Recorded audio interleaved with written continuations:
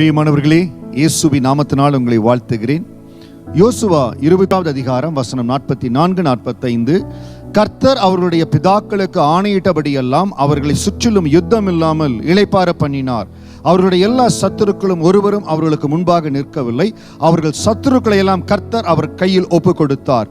கர்த்தர் இஸ்ரவேல் குடும்பத்தாருக்கு சொல்லி இருந்த நல்வார்த்தைகள் எல்லாம் ஒரு வார்த்தையும் தவறி போகவில்லை, எல்லாம் நிறைவேறிற்று.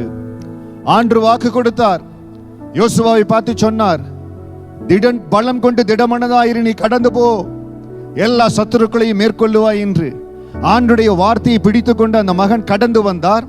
வசனம் சொல்லுகிறது, கர்த்தர் அவருடைய பிதாக்களுக்கு ஆணையிட்டபடி எல்லாம் அவர்களை சுற்றிலும் யுத்தம் இல்லாமல் இளைப்பாற பண்ணினார்.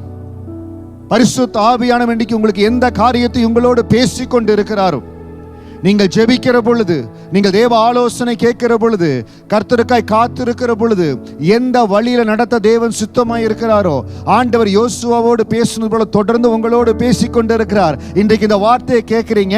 பலமுறை ஆண்டு உங்களுக்கு சொல்லி இருக்கிறார், பலம் கொண்டு திடமனதாயிரு, கடந்து செல், நான் உன்னோடு இருக்கிறேன்னு. ஏன் தயங்கி கொண்டு இருக்கிறீங்க?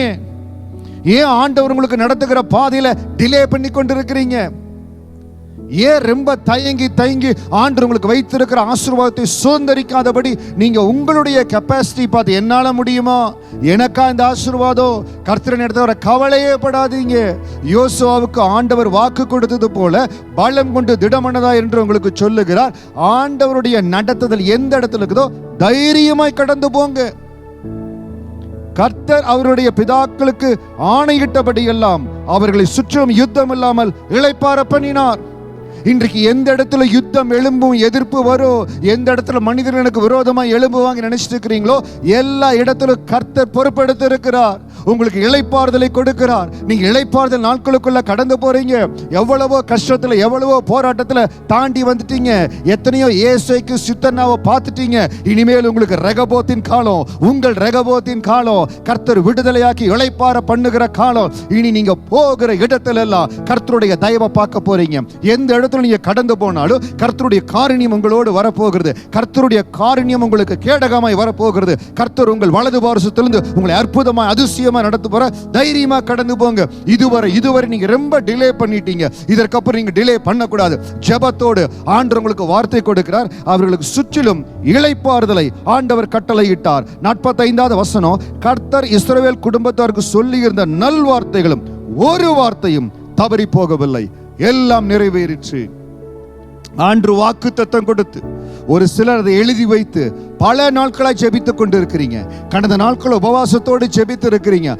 ஆனாலும் ஒரு தயக்கம். இன்றைக்கு ஆண்டவருடைய வார்த்தை உங்களுக்கு கடந்து வருகிறது. அவர் உங்களுக்கு சொன்ன எல்லா நல்வார்த்தையும் எல்லாத்தையும் ஆண்டவர் நிறைவேற்றி கொடுப்பார். உங்களுக்கு ஜெயத்தை கர்த்தர் ஆயத்தப்படுத்தி வைத்திருக்கார். தயவு செய்து இதுக்கப்புறம் நீங்க டிலே பண்ணாதீங்க. ஆண்டவர் உங்களுக்கு வாசலை திறந்து வைத்திருக்க. அது வேலையா இருக்கலாம், ஊழியமா இருக்கலாம், கர்த்தர் உங்களுக்கு தொழில கொடுக்கிற ஒரு புதிய ஓப்பனிங்கா இருக்கலாம். ஜெபத்தோடு மூவ் ஃபார்வர்ட். கர்த்தர் உங்களை ஆசீர்வதிப்பார். தேவகரம் உங்களோடு இருக்கும். இஸ்ரவேல் ஜனங்களை ஆசீர்வதித்து ஒவ்வொரு நல்வார்த்தையும் நிறைவேற பண்ணும் ஆண்டவர் உங்களுக்கு நிறைவேற பண்ணுவார். உங்களை மகிமையை ஆசீர்வதிப்பார். God bless you.